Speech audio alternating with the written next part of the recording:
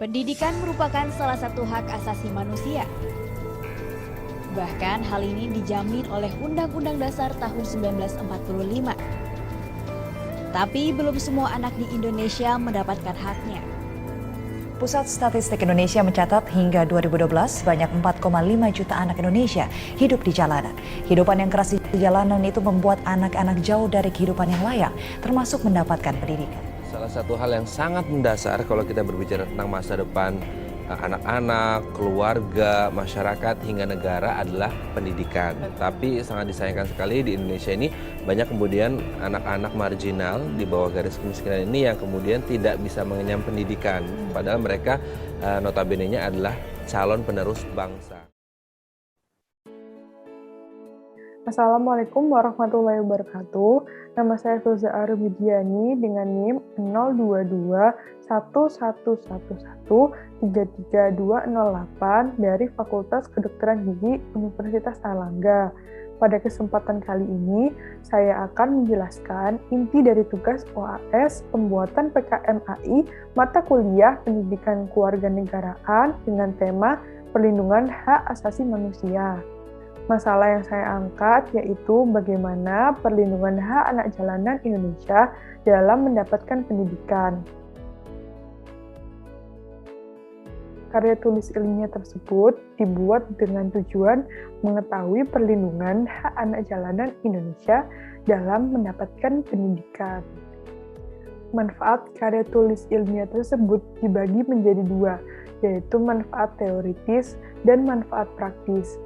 Manfaat teoritis yaitu untuk menambah kajian mengenai jaminan perlindungan hak asasi setiap anak dalam mendapatkan pendidikan di Indonesia.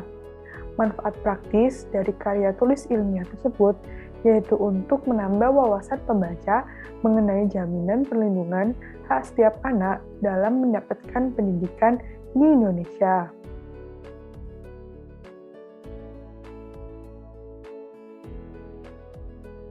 Dalam pembuatan karya tulis ilmiah yang saya buat, saya menggunakan metode kualitatif, yaitu dengan menggunakan studi pustaka atau literatur review. Literatur review tersebut berasal dari penelitian-penelitian terdahulu melalui jurnal-jurnal terdahulu mengenai perlindungan hak asasi anak, terutama untuk anak jalanan. Pengumpulan jurnal dan data dilakukan terlebih dahulu. Jurnal-jurnal dicari melalui platform Google Scholar, kemudian melakukan analisis data untuk mencari kajian yang sesuai. Setelah itu, data yang sesuai diambil untuk dimasukkan ke dalam kajian teori. Kajian teori tersebut akan digunakan sebagai acuan dalam melakukan pembahasan. Hak asasi manusia merupakan hak yang dimiliki oleh seluruh manusia secara universal tanpa terkecuali dan tidak boleh dirampas oleh orang lain.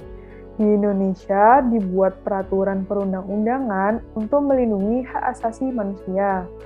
Oleh karena hak asasi manusia merupakan hak semua kalangan, anak-anak juga memiliki haknya untuk dilindungi.